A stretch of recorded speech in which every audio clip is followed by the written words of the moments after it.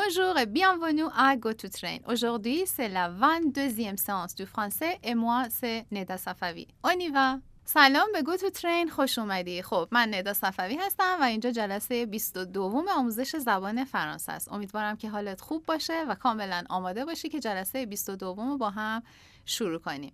توی 2 جلسه گذشته 2 یا 3 جلسه گذشته پرداختیم به مبحث زمان گذشته یا پس کمپوزه در زبان فرانسه که بحث خیلی خیلی مهمی بود و ازت خواستم که تمرینای مربوط بهش رو حل کنی، چون در ادامه قطعاً گرامرهای دیگه و مباحث دیگه مربوط میشه به اون و خب قطعاً یکی از زمانهایی که خیلی استفاده میکنیم توی صحبت. و امروز میخوایم یه چند تا فعل خیلی مهم در زبان فرانسه رو یاد بگیریم.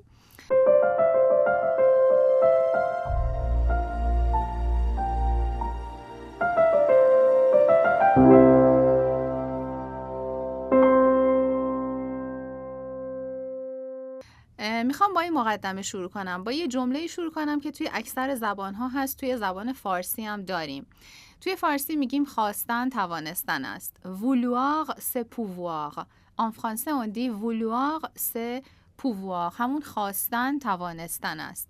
ما اگر بخوایم زبان فرانسه یاد بگیریم یا هر زبانی، همین که بخوایم کافیه، پس میتونیم. کافیه اراده کنیم و بخوایم. مثل تو که اراده کردی و الان اینجایی و داری زبان فرانسه رو با من یاد میگیری. Alors, vouloir, c'est pouvoir. Regarde ici, vouloir, ça veut dire خواستن. C'est pouvoir. Pouvoir, ça veut dire توانستن. Aujourd'hui, on va apprendre 3 verbes très importants dans la langue française. Vouloir, pouvoir et devoir. این 3 تا فعل رو امروز میخوایم یاد بگیریم و کاربردهای مختلفش رو با هم ببینیم. Alors, on y va. Le premier verbe c'est pouvoir. اولین فعلمون pouvoir ou توانستن. D'abord la conjugaison. La conjugaison du verbe pouvoir. Pouvoir c'est un verbe du 3e groupe. Regardez à la fin. گفتیم فعل هایی که به OIR ختم میشن فعل های دسته سوم هستن و irrégulier یا بی‌قاعده هستن. Alors, il faut mémoriser. Il faut mémoriser, ça veut dire باید حفظ کرد. Il faut mémoriser la conjugaison des verbes du 3e groupe. Pouvoir. Je peux, tu peux, il peut, elle peut, on peut, nous pouvons, vous pouvez, ils peuvent, elles peuvent. Je répète. Je peux, tu peux, il peut, elle peut, on peut, nous pouvons, vous pouvez, ils peuvent, elles peuvent. À la forme négative, regardez ici, nous avons la négation pour le verbe pouvoir. Je ne peux pas, tu ne peux pas, il ne peut pas, elle ne peut pas, on ne peut pas. همیشه وقتی صرف میکنی فعلا رو با il, elle, on و il و elle جمع بگو برای اینکه زبونت عادت کنه به این شخصا، به همشون عادت کنه. Alors, il ne peut pas, elle ne peut pas, on ne peut pas, nous ne pouvons pas, vous ne pouvez pas, ils ne peuvent pas, elles ne peuvent pas. Alors, pouvoir, ça veut dire توانستن. En général, après pouvoir, nous avons l'infinitif. Après pouvoir, nous avons l'infinitif. فعلی که معمولا بعدش خب مصدر میاد طبیعتاً. میتوانم که این کار رو انجام بدم، اون کار رو انجام بدم. الان بعدش یک فعل دیگه نیاز داریم که اون فعل به صورت مصدر میاد. Regardez, si le premier verbe est conjugué, le deuxième est à l'infinitif. یعنی زمانی که فعل pouvoir رو صرف میکنیم، فعل بعدی به صورت مصدر میاد. Alors, regardons les emplois et les utilisations du verbe pouvoir. Demander, donner la permission ou au contraire interdire. Demander, ça veut dire درخواست کردن. Donner, ça veut dire دادن. Demander ou donner la permission یعنی اجازه گرفتن. En fait, demander la permission, ça veut dire درخواست اجازه یعنی چی؟ یعنی اجازه گرفتن. donner la permission. سلام، اینجا کانال یوتیوب اپلیکیشن گو تو ترینه. شما قراره اینجا رایگان اونم با جدیت و کیفیت یک کلاس حضوری 12 تا زبان زنده دنیا رو یاد بگیریم.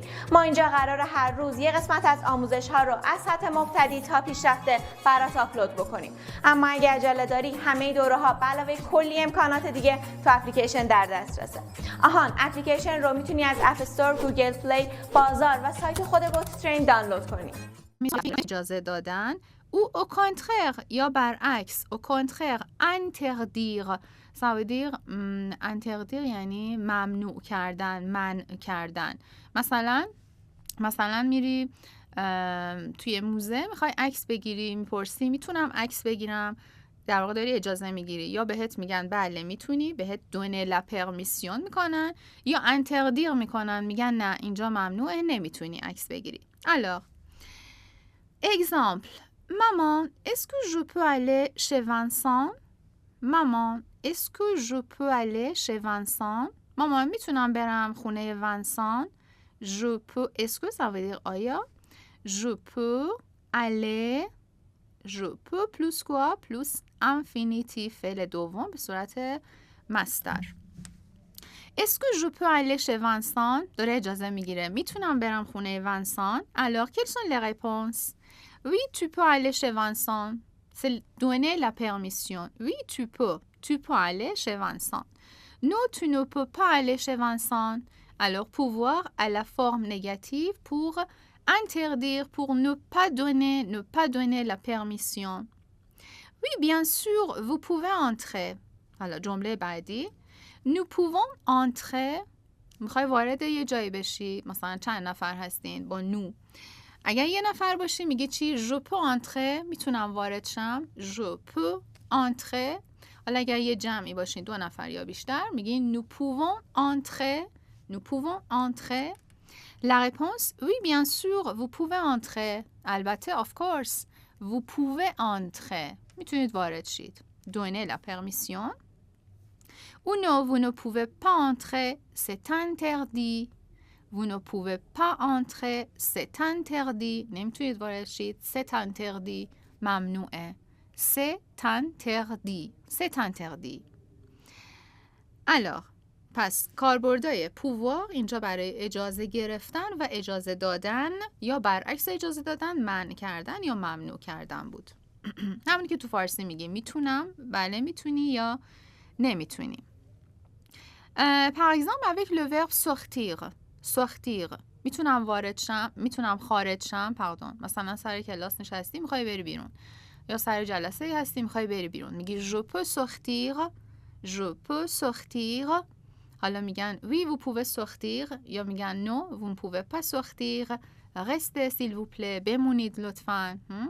ou non c'est interdit. مثلا چه میدونم یه جایی هستی مثل مثلا اداره پلیس، میگی میتونم برم بیرون، میگن نو c'est interdit. ممنوعه، نرو، نمیتونی. c'est interdit. Alors c'est un emploi. Le deuxième emploi, demander à quelqu'un de faire quelque chose. demander à quelqu'un de faire quelque chose. از کسی بخوای کاری رو انجام بده. demander à quelqu'un یعنی خواستن از کسی.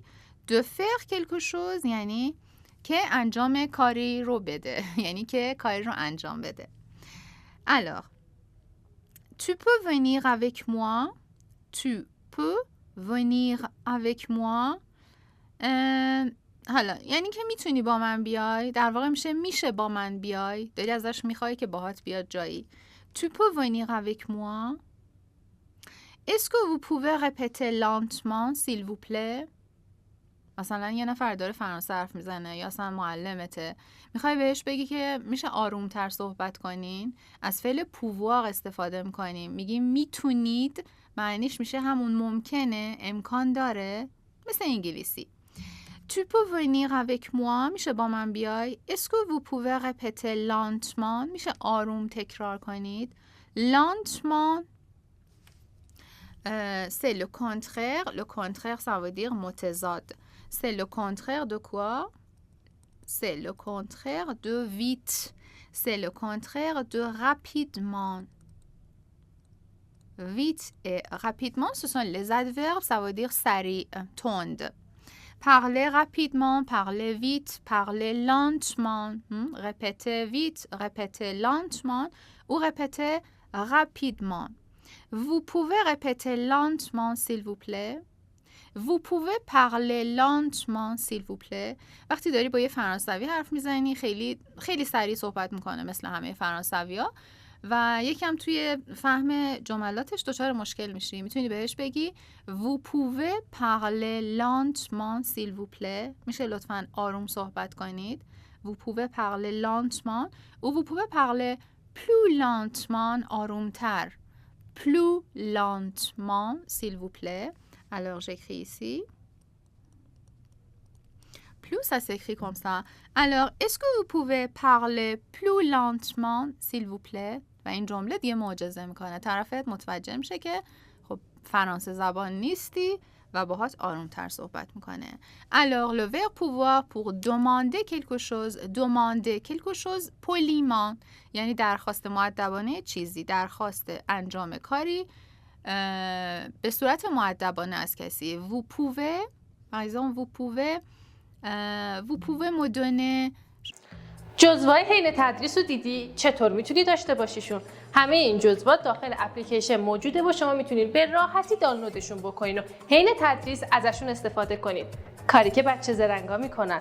همه این جزوات توسط اساتید دوره و با نظارت دقیق تیم گوتوترین تهیه و طراحی و تنظیم شدن و در اختیار شما قرار گرفتن. شما میتونید اپلیکیشن رو از اپ استور، گوگل پلی، بازار و یا وبسایت گوتوترین نصب کنید. Vous pouvez me donner ce livre. میشه این کتاب به من بدین؟ ممکنه، میتونید، ممکنه. Alors, le deuxième verbe après pouvoir, c'est à l'infinitif. Vous pouvez répéter, vous pouvez entrer, vous pouvez par exemple aller, etc. D'accord, ça va? Alors, on passe au deuxième verbe. Deuxième verbe, c'est vouloir. Vouloir, ça veut dire خواستن. Pouvoir, ça veut dire توانستن. Vouloir, ça veut dire خواستن. Alors, comment on conjugue le verbe vouloir? Comment on conjugue le verbe vouloir? Vouloir aussi, c'est un verbe de troisième groupe parce qu'il y a à la fin OIR. Alors, comment ça se conjugue? Je veux, tu veux, il veut, elle veut, on veut, nous voulons, vous voulez, ils veulent, elles veulent. Je veux, tu veux, il veut, elle veut, elle veut, on veut, nous voulons, vous voulez, ils veulent, elles veulent. À la forme négative, je ne veux pas, tu ne veux pas, il ne veut pas, elle ne veut pas, on ne veut pas. Nous ne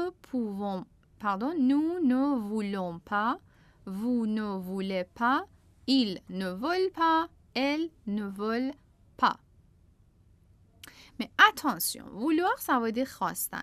ولی وقتی که میخوایم مؤدبانه یه چیزی رو از کسی بخوایم به جای je veux میگیم je voudrais. Regardez ici. Attention, attention. Ne dites pas, نگید. Ne dites pas. Je veux un café. میخوای بگی قهوه میخوام. مثلا توی رستورانی یا توی مثلا هر جا به کسی میخوای بگی که قهوه میخوام. نگو je veux un café. باید از یه وجهی استفاده کنی براش که وجه کندیسیونل هست و در واقع جمله تو رو مؤدبانه تر میکنه. حالا این وجه فعلی رو بعداً میخونی. دکار؟ ولی بدون که توی این حالت به جای je veux باید بگی je voudrais un café. پس je voudrais یه وجه فعلیه در زبان فرانسه که برای درخواست مؤدبانه استفاده میشه. اگر شما توی رستوران یا توی کافه بگی je veux un café، خیلی آدم مؤدبی به نظر نمیرسی، انگار خیلی داری دستوری حرف میزنی. Alors on dit je voudrais un café s'il vous plaît. Je voudrais un café s'il vous plaît. Je voudrais par exemple un thé s'il vous plaît. D'accord? Alors quels sont les emplois du verbe vouloir? کاربردهای فعل vouloir چی هست؟ Le premier emploi, proposition. Proposition, ça veut dire پیشنهاد. Proposition, proposer quelque chose à quelqu'un. پیشنهاد دادن چیزی به کسی. Par exemple, Vous voulez un café? Vous voulez un café? قهوه میخواین؟ Vous voulez un café? Tu veux aller au cinéma? میخوای بری سینما؟ داری بهش پیشنهاد میدی در واقع. Tu veux aller au cinéma? Vous voulez un café? Tu veux aller au cinéma؟ خب در این حالت میبینی که چه با تو چه با وو از همون فعل وولوار صرف شده استفاده میکنی. ولی اگر خودت بخوای بگی، مثلا بخوای بگی من میخوام برم سینما، میگی je voudrais aller au cinéma. یا اینکه میگی je voudrais un café s'il vous plaît. میخوای این کارو بکنی، اینو میخوای، اینا همه چیه؟ پروپوزیسیون، پیشنهاد هست و براش از فعل vouloir استفاده میکنیم. volonté. Volonté, ça veut dire quoi? Regardons l'exemple. Volonté. Elle veut étudier l'espagnol. Elle veut étudier. چیزایی که گفتیم رو یاد گرفتی؟ خودت رو به چالش بکش. فقط کافیه یه سر به اپلیکیشن گوت ترین بزنی. آخر هر جلسه و دوره یه آزمون کاملا استاندارد مطابق با مطالب تدریسی طراحی شده تا خودت رو بسنجی. حتی میتونی پاسخ درست سوال‌ها رو هم ببینی تا مطمئن بشی همه چی خوب پیش میره. کافیه از اینجا اپلیکیشن رو دانلود کنی. اسپانیول. خب همونجوری که از فعل vouloir یعنی معنیش همون خواستنه، میگیم اون میخواد اسپانیایی بخونه. Elle veut میخواد. Elle veut étudier l'espagnol. میخواد زبان اسپانیایی بخونه. پس ولونتش اینه. ولونته یعنی چی؟ یعنی خواستش، یعنی ارادش. Elle veut étudier l'espagnol. Nous ne voulons pas quitter Prague. Nous ne voulons pas quitter Prague. نمیخوایم پراگو ترک کنیم. خواستمون این نیست. خواستمون این نیست. نمیخوایم. Nous ne voulons pas quitter Prague. Par exemple, nous voulons rester à Prague. میخوایم توی پراگ بمونیم. Nous voulons rester à Prague. Nous ne voulons pas quitter Prague. Alors, تقریبا میشه گفت که همون معادلایی که ما توی فارسی داریم برای vouloir تقریبا توی فرانسه هم همونه. یعنی خواستمون رو اعلام میکنیم یا پیشنهاد میدیم. و دقیقا مثل pouvoir بعدش میتونه مصدر بیاد. میگیم tu veux aller au cinéma. بعد از vouloir میتونیم اسم داشته باشیم. par exemple tu veux un café. میتونیم مصدر داشته باشیم. tu veux boire un café. قهوه میخوای؟ میخوای قهوه بنوشی؟ alors ça c'est différent non? tu veux un café. tu veux boire un café. Alors, pour tous les deux emplois, on peut utiliser le verbe vouloir. D'accord, on passe au troisième verbe. Troisième verbe, c'est devoir. Devoir. Alors, les trois verbes d'aujourd'hui sont vouloir, pouvoir, devoir. Tous les trois, ce sont les verbes du premier groupe. Pardon, ce sont les verbes du troisième groupe. À la fin, il y a OIR. Troisième. Comment on conjugue le verbe devoir? La conjugaison du verbe devoir. Écoutez et mémorisez s'il vous plaît. Je dois, tu dois, il doit, elle doit, on doit, nous devons, vous devez, ils doivent, elles doivent. Je répète, répétez après moi. Je dois, tu dois, il doit, elle doit, on doit, nous devons, vous devez, ils doivent, elles doivent. بایستن. من باید، تو باید این کار بکنی، او باید این کار بکنه. À la forme négative, je ne dois pas. Tu ne dois pas, il ne doit pas, elle ne doit pas, on ne doit pas, nous ne devons pas, vous ne devez pas, ils ne doivent pas, elles ne doivent pas. خب بایستنی که اینجا میگیم یه بایستنیه که صرف میشه. میگیم من باید بروم، تو باید بخوانی. دکا؟ ولی بایستن رو جورای دیگه هم میشه توی فرانسه گفت. مثلا داشتیم il faut.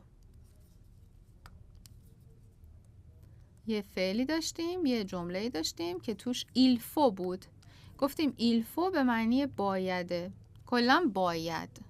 بعد از il faut چی می اومد؟ مصدر می اومد. مثلا par exemple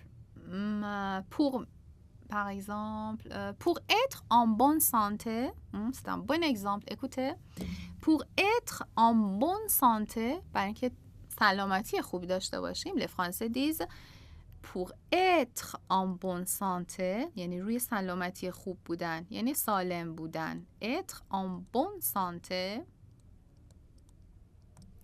Pour être en bonne santé, il faut faire du sport. Qu'est-ce qu'il faut faire pour être en bonne santé? Il faut faire du sport. باید ورزش کرد. Il faut faire du sport.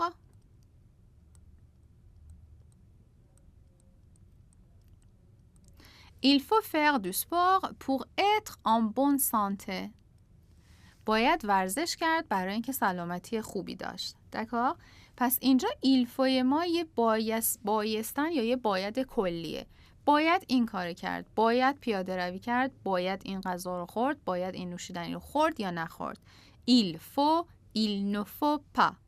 Il faut ou il ne faut pas. یادت باشه که il faut صرف نمیشه. Il faut فقط با سوژه il میاد. یعنی نمیتونم بگم je faut, tu faut, il faut, elle faut. Non, non.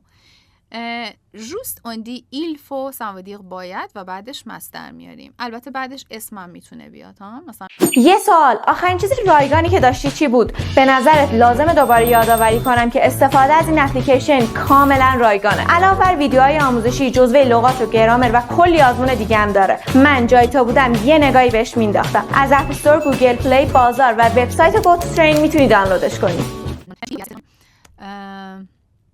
il faut du courage. Il faut du courage یعنی باید شهامت داشت. شهامت لازمه. شهامت لازمه اینجوری میگیم. alors پس il faut یک فعل ام پرسونل هست. ام پرسونل یعنی صرف نمیشه، پرسون بندی نداره، فقط با ایل میاد و کلیه. ولی فعل دووار صرف میشه. میگم من je dois aller, je dois partir, je dois manger, je dois faire du sport, etc. Alors, exemple. Les emplois ou l'emploi du devoir, c'est l'obligation. L'obligation, ça veut dire, comment on dit en persan? On dit ejbar. L'obligation, ça veut dire ejbar.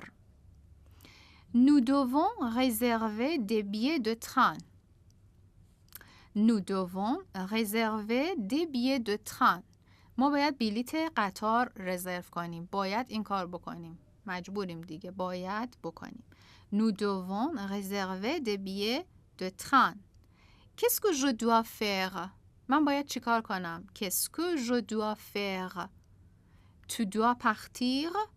تو باید بری. Tu dois partir.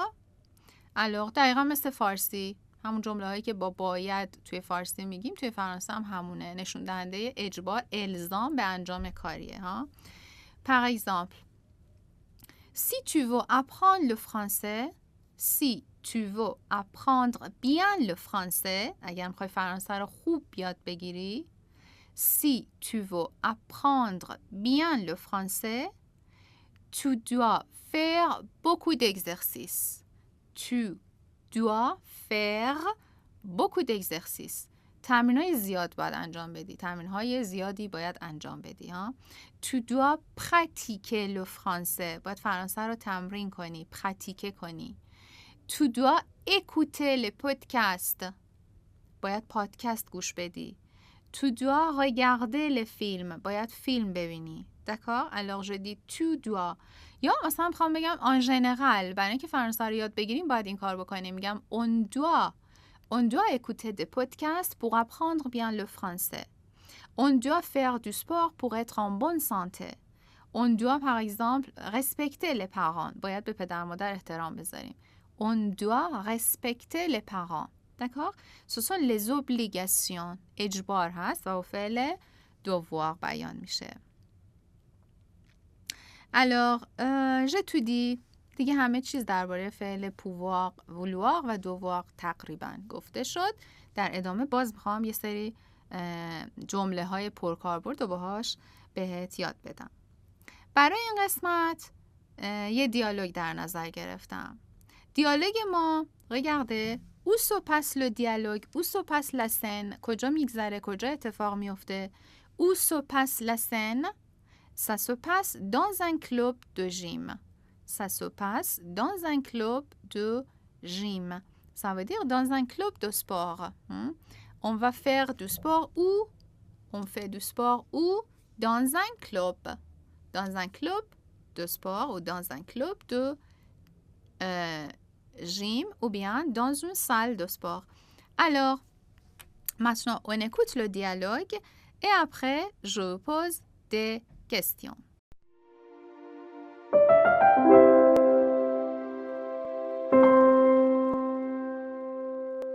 Écoutons le dialogue.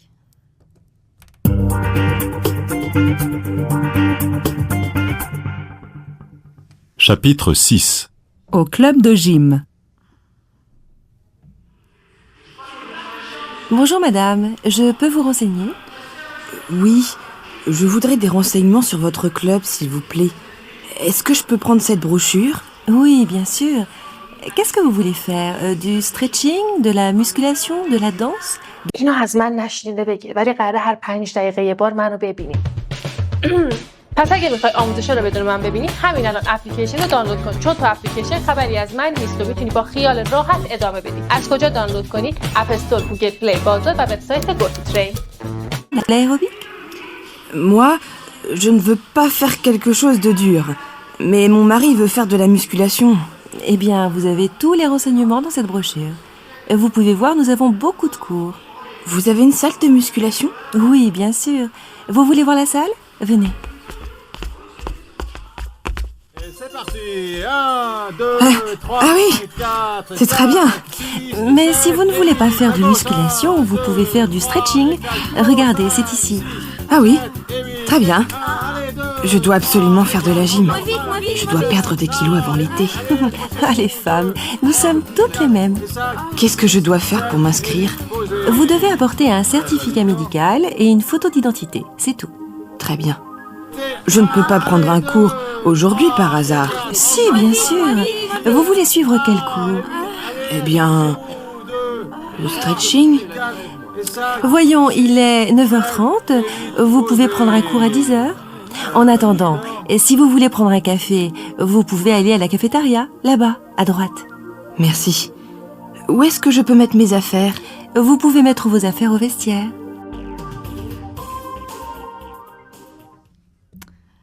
D'accord. Est-ce que vous avez bien compris le dialogue? Vous avez bien compris le dialogue? Où se passe le dialogue? Le dialogue se passe dans un club de gym. D'accord? توی یه باشگاه ورزشی اتفاق میفته. Qui sont les personnages dans ce dialogue? Il y a 2 personnages dans le dialogue. C'est une femme qui travaille dans un club. Une femme qui travaille dans un club et l'autre femme, c'est une cliente. Une cliente qui veut faire du sport, qui veut commencer le sport. D'accord? Alors maintenant, on va lire ensemble. با هم میخونیمش و من نکته هاشو توضیح میدم. Qui est-ce? C'est une cliente. Une cliente.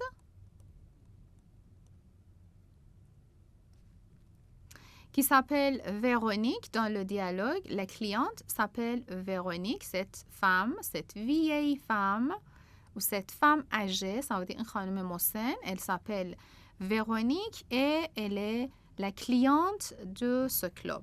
Et elle, qui est? Elle, c'est l'employé. L'employé de ce club. D'accord? Elle s'appelle comment? On ne sait pas. Alors, bonjour madame, je peux vous renseigner? Bonjour madame, je peux vous renseigner? Je peux vous renseigner, ça veut dire je peux vous informer. Ça veut dire je peux vous donner des informations. میتونم بهتون کامدی آن پرسن نمیگی، میتونم بهتون اطلاعات بدم، ولی معنیش همین میشه ها. یه نفر مراجعه کرده، شما میگین مثلا میتونم کمکتون کنم. حالا چه جور کمکی چه اطلاعاتی میخواین بهتون بدم؟ Je peux vous renseigner. Renseigner quelqu'un, ça veut dire donner des informations à quelqu'un. Donner des informations à quelqu'un. Ça veut dire اطلاعات دادن به کسی. Donner des informations à quelqu'un. Alors, je peux vous renseigner از اون جمله کلیشه‌ایه که میتونی حفظش کنی. Je peux vous renseigner. Oui, je voudrais des renseignements sur votre club. Oui, je voudrais همون je veux مؤدبانه vouloir. Je voudrais des renseignements sur votre club. در مورد کلابتون، در مورد باشگاهتون اطلاعات میخوام. Des renseignements. Des renseignements, ça veut dire des informations. نه یکی، نه دوتا، نه سه تا، 12 تا. باورم نمیشه این اپلیکیشن 12 تا از زبانهای زنده دنیا رو از سطح مبتدی تا پیشرفته آموزش میده. اونم رایگان. انگلیسی، ایتالیایی، فرانسوی، آلمانی، عربی، چینی، ژاپنی، کره‌ای، اسپانیایی، حتی ترکی استانبولی، روسی، فارسی. دیگه چی میخوای؟ از اینجا نصبش کن. C'est le synonyme de information. Alors, je voudrais des renseignements sur votre club, s'il vous plaît. Est-ce que je peux prendre cette brochure? Est-ce que je peux prendre cette brochure? Brochure. Est-ce que je peux prendre داره اجازه میگیره میتونم بروشور رو بردارم. Est-ce que je peux prendre cette brochure? L'employé چی میگه؟ Oui, bien sûr. Oui, bien sûr. Qu'est-ce que vous voulez faire? Qu'est-ce que vous voulez faire? Du stretching, de la musculation, de la danse, de l'aérobic. چه کاری میخواین انجام بدین؟ منظور چه ورزشیه؟ Du stretching، حرکات کششی. Du stretching، de la musculation. خب یادت باشه کلمه‌ای که از انگلیسی وارد فرانسه شده معمولاً همون صدای چش رو حفظ میکنه. مثلا اینجا نمیگیم stretching، میگیم stretching. ساندویچ par exemple. ولی en général CH خب صدای ش میده دیگه. Du stretching, de la musculation, ça veut dire بدنسازی, musculation. De la danse, de l'aérobic. Quoi? Moi, je ne veux pas faire quelque chose de dur. نمیخوام یه کار سخت انجام بدم. این جمله رو حفظ کن. Je ne veux pas faire quelque chose de dur. Quelque chose de dur یعنی یه چیز سخت. Dur, ça veut dire difficile. Dur, ça veut dire difficile. متضاد چیه؟ facile. Facile, difficile. Je ne veux pas faire quelque chose de dur. Je ne veux pas faire quelque chose de difficile. دنبال یه چیز ساده میگرده. Mon mari veut faire de la musculation. Mon mari همسرم Mon mari veut faire de la musculation. اون میخواد بدنسازی انجام بده. Eh bien, vous avez tous les renseignements dans cette brochure. Vous pouvez voir, nous avons beaucoup de cours. D'accord? کاربرد فعلای vouloir و pouvoir و devoir قشنگ داره توی این دیالوگ میبینیم. Vous avez une salle de musculation. Salle, ça veut dire salon. Vous avez une salle de musculation? Oui, bien sûr. Vous voulez voir la salle? Vous voulez voir la salle? میخواین سالن رو ببینین؟ Venez. Bien. Venez. Quelques minutes plus tard. Ah oui, c'est très bien. Mais si vous ne voulez pas faire de musculation, vous pouvez faire du stretching. Regardez, c'est ici. Ah oui, très bien. Je dois absolument faire de la gym. Je dois absolument faire de la gym. من قطعا باید ژیمناستیک کار کنم. ژیمناستیک انجام بدم. Je dois absolument ça veut dire قطعا حتما. Je dois absolument faire de la gym. Je dois perdre des kilos avant l'été. Je dois perdre des kilos avant l'été. Perdre, ça veut dire از دست دادن. Perdre des kilos یعنی وزن کم کردن. یعنی باید لاغر بشم. Je dois je dois perdre des kilos avant l'été. قبل از تابستون باید لاغر بشم. les femmes nous sommes toutes les mêmes. خانوما ما هممون عین همیم. هممون یه جوریم، یه شکلیم. les femmes nous sommes toutes les mêmes. هممون یکی هستیم، یعنی عین همیم. Les femmes nous sommes toutes les mêmes. Qu'est-ce que je dois faire pour m'inscrire? Qu'est-ce que je dois faire pour m'inscrire? M'inscrire از فعل s'inscrire میاد. Qu'est-ce que je dois faire pour m'inscrire از فعل s'inscrire به معنی ثبت نام کردن. یه فعل دو ضمیره است.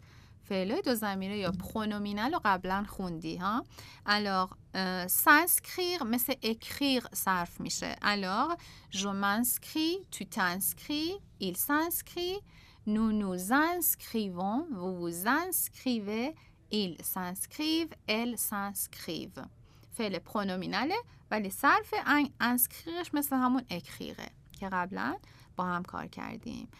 Alors, on dit quoi? Qu'est-ce que je dois faire pour m'inscrire? Qu'est-ce que tu dois faire pour t'inscrire?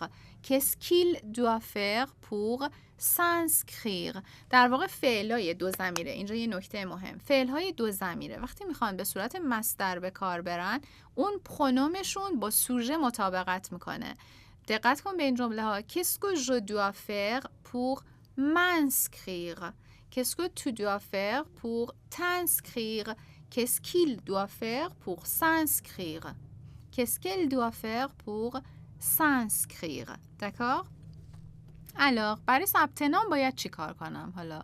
اصل ماجرا. s'inscrire ça veut dire ثبت نام کردن.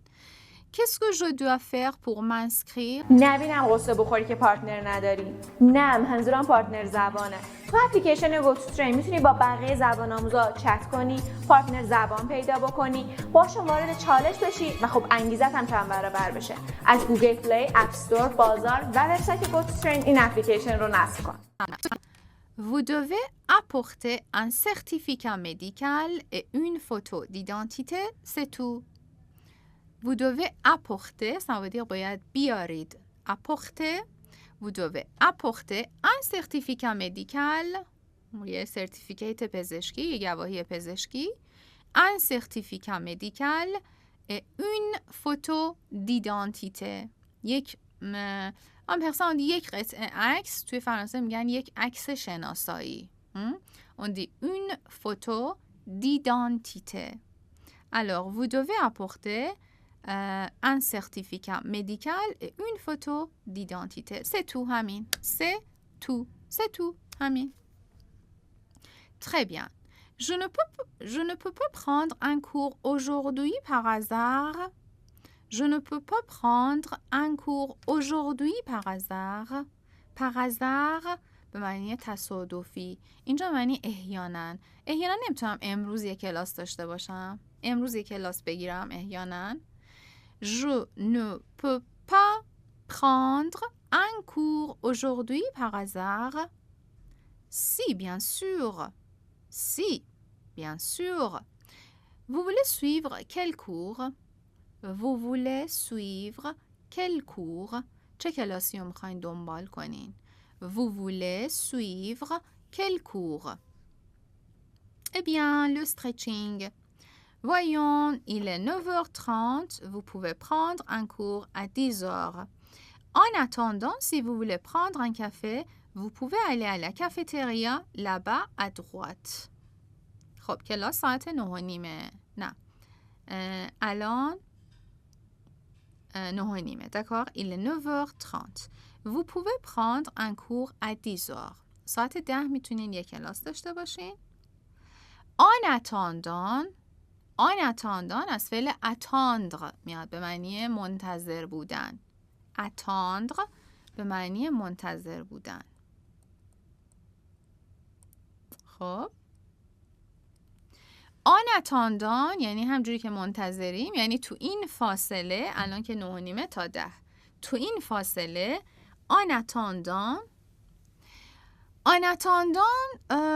si vous voulez prendre un café اگر میخواین یه قهوه بخورین Vous pouvez aller à la cafétéria là-bas. میتونین برین کافتریا اون پایین là-bas.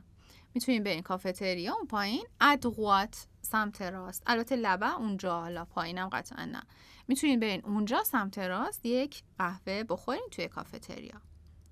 Merci. Où est-ce que je peux mettre mes affaires? Où est-ce que je peux mettre mes affaires? Mes affaires, ça veut dire وسایل. وسایلم. Où est-ce que je peux mettre mes affaires? یه جمله کلیشه‌ای عالی حفظ کردنی. Où est-ce que je peux mettre mes affaires? Vous pouvez mettre vos affaires au vestiaire. Vous pouvez mettre vos affaires au vestiaire. میتونین وسایلتون رو بذارین کجا؟ توی باشگاه کجا لباس میذارن؟ رختکن. Alors vestiaire ça veut dire رختکن. از کلمه vest میاد به معنی کت دیگه، قبلا خونده بودیمش. Alors le vestiaire ça veut dire رختکن. Vous pouvez mettre vos affaires au vestiaire. C'est tout. Le dialogue c'est fini. Est-ce que tu as vu les emplois de vouloir, pouvoir et devoir? Je peux, tu veux, vous voulez, vous devez, tu dois, etc. بذارین باهاتون صادق باشم. هوش مصنوعی که دیگه نمیتونین از زندگیتون حذفش بکنین. ما هم نتونستیم از اپلیکیشنمون جدا کنیم. چیکار کردیم؟ اومدیم یه قسمت به اسم چت با هوش مصنوعی درست کردیم. چیکار میکنه؟ کارهای جالب. مثلا باعث میشه که رایتینگتون تقویت بشه. حالا میخوایم بدونین از کجا میتونین اپلیکیشن رو دانلود بکنین؟ از اپ استور، گوگل پلی، بازار و وبسایت گو تو ترین.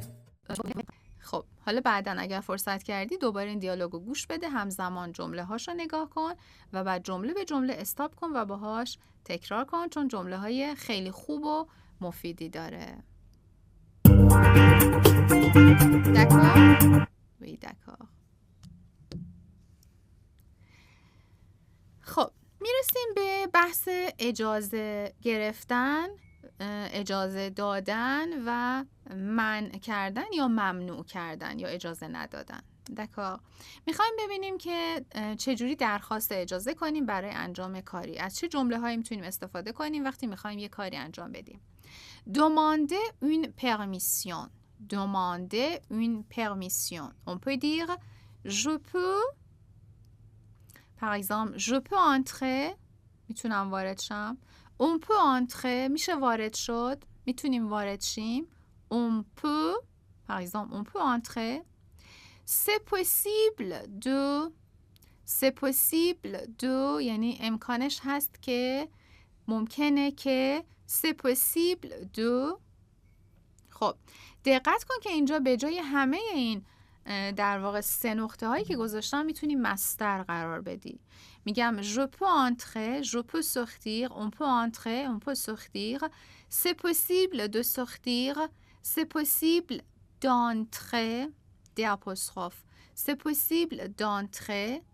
Je voudrais entrer, est-ce possible? Je voudrais entrer, est-ce possible ou c'est possible? ممکنه c'est possible, est-ce possible? C'est permis d'entrer, c'est permis d'entrer. یعنی اینکه حالا اگه بخوایم لغت به لغت معنیش کنیم، c'est permis یعنی مجازه، از فعل permettre یا کلمه permission میاد. C'est permis de مجازه که وارد شیم. Alors c'est permis d'entrer, c'est permis de sortir, c'est permis de fumer, fumer سیگار کشیدن. C'est permis de fumer, c'est permis de prendre des photos, c'est permis de n'importe quoi, je ne sais pas. Alors c'est permis plus de plus infinitif. Ce n'est pas défendu de, ce n'est pas défendu de یعنی ممنوع نیست این کار که. Ce n'est pas défendu de sortir. بیرون رفتن ممنوع نیست. Ce n'est pas défendu de fumer. سیگار کشیدن ممنوع نیست. D'accord? Alors, c'est permis de, c'est défendu ou ce n'est pas défendu de. پس میتونیم بگیم permis متضاد چیه؟ Défendu. Et aussi défendu, interdit. Alors, quelles sont les réponses? Et maintenant, quelles sont les réponses? Pour exprimer une interdiction, qu'est-ce qu'on dit? حالا اگر جواب ما بله باشه بخواد اجازه بده طرف که میگه oui vous pouvez, oui tu peux, oui c'est possible, non ce n'est pas défendu, oui c'est permis. d'accord؟ حالا میخوایم ببینیم اگر ممنوع باشه چی میگه؟ میگه non, vous ne pouvez pas, vous ne pouvez pas entrer, on ne peut pas entrer, ce n'est pas possible, ce n'est pas possible d'entrer. n'entrez pas از حالت امری منفی استفاده میشه. وارد نشید. n'entrez pas. ne sortez pas. ne parlez pas. ne prenez pas de photo. امری منفی. ne plus امری plus pas. il est interdit d'entrer. d'apostrophe. اگر فعل ما کلا توی همه این حالت ها اگر فعلمون با وایل شروع بشه دو تبدیل میشه به d'apostrophe. Il est interdit d'entrer. Il n'est pas permis d'entrer. Il n'est pas permis d'entrer. Il est défendu d'entrer. Il est défendu. Il est défendu d'entrer. Il ne faut pas entrer. نباید وارد شد. Il ne faut pas entrer. Alors, il faut باید. Il ne faut pas نباید. Il ne faut pas entrer. D'accord? Alors, maintenant, on va avoir des autres exemples pour bien pratiquer la permission, demander la permission et l'interdiction. Un bon exemple, fumer. Le verbe fumer, ça veut dire cigare کشیدن. Fumer, c'est un verbe du premier groupe. D'accord? C'est un verbe du premier groupe. Je fume, tu fumes, il fume, elle fume, etc. Demander la permission pour fumer. میخوایم ببینیم برای سیگار کشیدن چجوری میشه توی جای اجازه گرفت. مثلا اپلیکیشن رو از کجا دانلود کنی؟ از هر جا که دلت بخواد. اپلیکیشن گوت ترین تو هر پلتفرمی که فکرش رو بکنی در دسترسه. اپ استور، گوگل پلی، بازار و حتی وبسایت خود گوت ترین. همه لینک ها هم تو کپشن همین پست موجوده. اما من میگم از اپ استور یا گوگل پلی دانلود کن که اپلیکیشن به صورت اتوماتیک آپدیت بشه. اینه که مثلا پیش یه فرانسوی تو خونش اگر هستی میخوای سیگار بکشی قبلش اجازه بگیری بپرسی میشه اینجا سیگار کشید یا نه. ممکنه بگه آره بکش راحت باش، ممکنه بگه نه لطفاً برو توی بالکن، نه لطفاً اینجا سیگار نکش. دکار الان قبلش معمولاً اجازه میگیرن. یا اگر که توی رستورانی جایی هستی باید بپرسی. Alors, demander la permission pour fumer. La première phrase. Ici, on peut fumer. Ici, on peut fumer. Ici, on peut fumer. Je voudrais fumer. C'est possible ici. Je voudrais fumer. C'est possible ici. C'est permis de fumer. C'est permis de fumer. نمیدونم چرا توی تصاویر هی تعداد سیگارا داره بیشتر میشه. او آخرش هم میشه یه پاکت سیگار. C'est permis de fumer. میشه سیگار کشید. مجازه. C'est permis de fumer. Attention à la préposition de. به حرف اضافه دو حواست باشه. C'est permis de fumer. Ce n'est pas défendu de fumer. Ce n'est pas défendu de fumer. Ce n'est pas interdit de fumer. Ce n'est pas.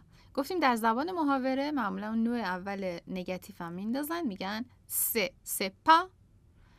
C'est pas défendu de fumer. C'est pas interdit de fumer. Et maintenant, on va apprendre, on va savoir comment demander la permission pour prendre des photos. Qui est c'est une personne. C'est une personne qui visite un musée. C'est un homme qui visite un musée. Et qu'est-ce qu'il fait? Il prend des photos. Il prend des photos. Il a une caméra. Il a un appareil photo ou une caméra pour prendre des photos. Mais il faut savoir, dans un musée, est-ce que c'est permis de prendre des photos? توی موزه میشه عکس گرفت؟ نمیشه؟ باید پرسید. d'accord? Alors, prendre des photos, ça veut dire عکس گرفتن. Je prends des photos, tu prends des photos. Un photographe ou une photographe prend des photos. چجوری میشه اجازه گرفت؟ برای اینکه بپرسیم میشه اینجا عکاسی کرد، میشه عکس گرفت او پا. Quelles sont les phrases؟ حالا با توجه به جمله هایی که یاد گرفتیم باید بگی. چی میگیم؟ Oui. On dit c'est possible de prendre des photos. C'est possible de prendre des photos. On peut prendre des photos ici. On peut prendre des photos ici. Je peux prendre des photos. Je peux prendre des photos. C'est permis de prendre des photos. C'est permis de prendre des photos. Il n'est pas interdit de prendre des photos. Il n'est pas interdit de prendre des photos. Il n'est pas défendu de prendre des photos. Il n'est pas défendu de prendre des photos. Je pense que nous avons tout dit. Film comme همشو گفتیم، non? Je voudrais prendre des photos. C'est possible ici? Je voudrais prendre des photos. C'est possible ici? Alors, on peut dire c'est possible ou on peut dire il est possible. On peut dire c'est interdit ou il est interdit. On peut dire c'est défendu ou il est défendu. میتونیم از c'est یا il استفاده کنیم. Tous les deux sont corrects. D'accord, ça c'est un bon exercice pour demander et donner la permission. Et maintenant, imaginez par exemple, vous êtes dans le cinéma, d'accord? Vous êtes dans le cinéma. سلام، اینجا کانال یوتیوب اپلیکیشن گو تو ترینه. شما قراره اینجا رایگان اونم با جدیت و کیفیت یک کلاس حضوری 12 تا زبان زنده دنیا رو یاد بگیریم. ما اینجا قراره هر روز یه قسمت از آموزش ها رو از سطح مبتدی تا پیشرفته برات آپلود بکنیم. اما اگه عجله داری همه دوره ها به علاوه کلی امکانات دیگه تو اپلیکیشن در دسترسه. آهان، اپلیکیشن رو میتونی از اپ استور، گوگل پلی، بازار و سایت خود گو تو ترین download کنید. Comment on peut dire à une personne qui est en train de manger؟ یه نفر که توی سینما در حال خوردنه، چجوری میتونیم بهش بگیم که اینجا نخور، اینجا ممنوعه، نمیتونی بخوری، etc. Comment on peut dire؟ C'est à toi de dire. Comment on peut dire؟ Oui, on dit c'est défendu de manger dans le restaurant. C'est défendu de manger dans le restaurant. C'est interdit de manger dans le restaurant. Dans le restaurant, on ne peut pas manger. Il ne faut pas manger. Vous ne pouvez pas manger. Ce n'est pas possible ou c'est impossible. C'est impossible. Possible, impossible. C'est نمیتونیم بگیم غیر ممکنه ولی میگیم ne mangez pas s'il vous plaît. Ici, ce n'est pas possible. Ne mangez pas. Pourquoi? Parce que ça fait du bruit. Ben, que ça صدا ایجاد میکنه. Ça fait du bruit. D'accord? Alors. Et j'ai tout expliqué. Maintenant, nous avons des exercices pour pratiquer les 3 verbes très importants en français. Quels sont les exercices? Regardez, compléter par pouvoir, vouloir ou devoir au présent. یه سری تمرین برای اینکه این 3 تا فعل رو کار کنی. Complétez les phrases avec vouloir, pouvoir ou devoir au présent. Au présent. البته الان که اینجا صحبت پرزان شد یادمون باشه که زمان گذشته این فعل ها یا پارتیسیپشون چیه. خب pouvoir میشه pu. مثلا میگیم j'ai pu توانستم. vouloir میشه voulu.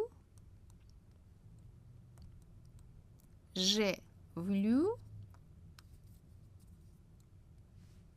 Et devoir du j'ai dû من باید مثلا میرفتم این کارو میکردم. Alors pu voulu et dû ce sont les participes passés de ces 3 verbes. توی این تمرین ولی احتیاج داریم که به زمان حال یکی از این 3 تا فعل رو قرار بدیم.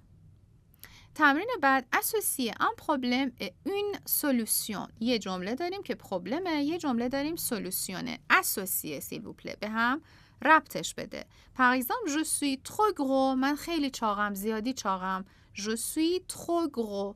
Quelle est la solution؟ چجوری میشه سولوشن داد؟ با devoir باید این کار بکنی مثلا، یا با pouvoir حتی. Alors, je suis trop gros. Tu dois faire un régime. باید رژیم بگیری. Tu dois faire un régime. Et voilà, c'est tout. C'est la fin de la 22e séance. Alors, cette séance aussi, c'est fini. Et le temps passe très vite. زمان خیلی سریع میگذره. به همین صورت رسیدیم به پایان جلسه 22 آموزش زبان فرانسه.